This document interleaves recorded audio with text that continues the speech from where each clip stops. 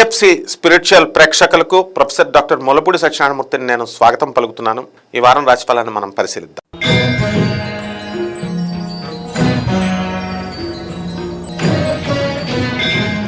వృషభ రాశి.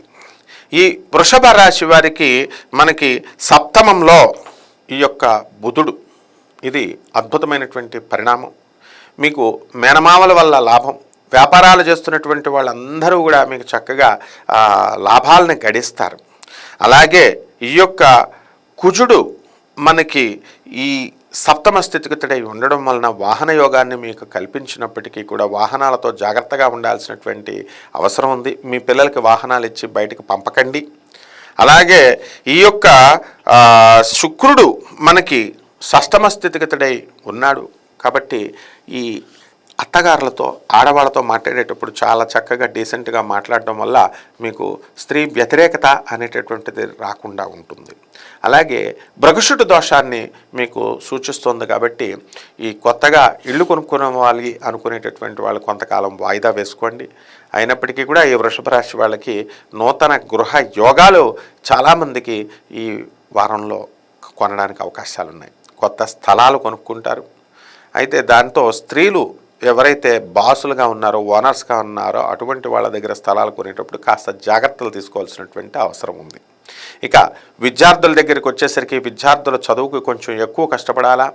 గవర్నమెంట్ ఉద్యోగాలు చేస్తున్నటువంటి వాళ్ళు, పోటీ పరీక్షల కోసం ప్రయత్నం చేస్తున్నటువంటి వాళ్ళు మరి రవి నీచపట్టడం వలన కాస్త ఇంకా ఎక్కువ కష్టపడాల్సినటువంటి అవసరం ఉంది. వీళ్ళకి ప్రైవేటు ఉద్యోగాలలో వీళ్ళు సెలెక్ట్ అవ్వడానికి అవకాశాలు ఉంటాయి సాఫ్ట్వేర్ కంపెనీస్లో. కానీ ప్రభుత్వ ఉద్యోగాలు కొంచెం ఛాలెంజింగ్గానే ఉంటుంది అని మనం చెప్పుకోవాలి. లాభంలో ఉన్నటువంటి రాహు అన్ని రకాల వ్యాపారాలని మీకు పుంజింపజేస్తాడు. ముఖ్యంగా చేపల రొయ్యల చెరువులు నడుపుతున్నటువంటి వాళ్ళ పరిస్థితి బాగుంటుంది. రైతుల పరిస్థితి బాగుంటుంది. అండ్ ఎలక్ట్రానిక్స్, సాఫ్ట్వేర్ రంగాలు వ్యాపారాలు బాగుంటాయి.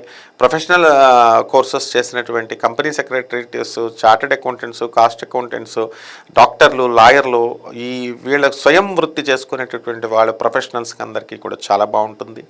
సినీ సంగీత సాహిత్య రంగాలలో ఉన్నటువంటి వాళ్ళకి చాలా చక్కటి గుర్తింపు, తర్వాత ఈ ధనాదాయం పెరిగేటటువంటి, పారితోషికాలు పెరిగేటటువంటి అవకాశాలు ఉన్నాయి.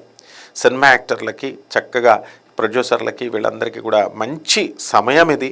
అన్ని సినిమాలు కూడా మీరు ఈ వారంలో కనుక ముహూర్తాలు చేసుకుంటే మరి చక్కగా హిట్ అవ్వడానికి అవకాశాలు ఉన్నాయి.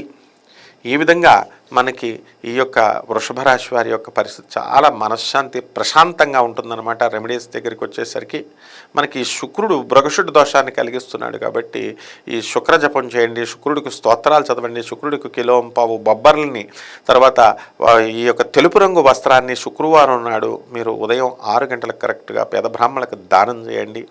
అలాగే మరి మహాలక్ష్మి అమ్మవారికి చక్కగా కుంకుమార్చన ఇంట్లో జరిపించుకోవాలి. శుక్రుడు మహాలక్ష్మి తల్లి యొక్క ఆరాధన చేస్తాడు. ఈ విధంగా చేయడం ద్వారా మీరు ఓం శ్రీం హ్రీం శ్రీం కమలే కమలాలయే ప్రసీద ప్రసీద శ్రీం హ్రీం శ్రీం ఓం మహాలక్ష్మి నమః అనే మహామంత్రాన్ని, this is the ultimate Mahalakshmi Mantra.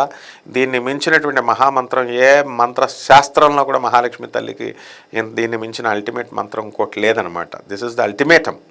So అలా చేయలేనటువంటి వాళ్ళు ఓం మహాలక్ష్మి నమః అనే మహామంత్రంతో కుంకుమార్చన అమ్మవారికి చేసుకోండి. ఈ వారం చాలా బాగుంటుంది.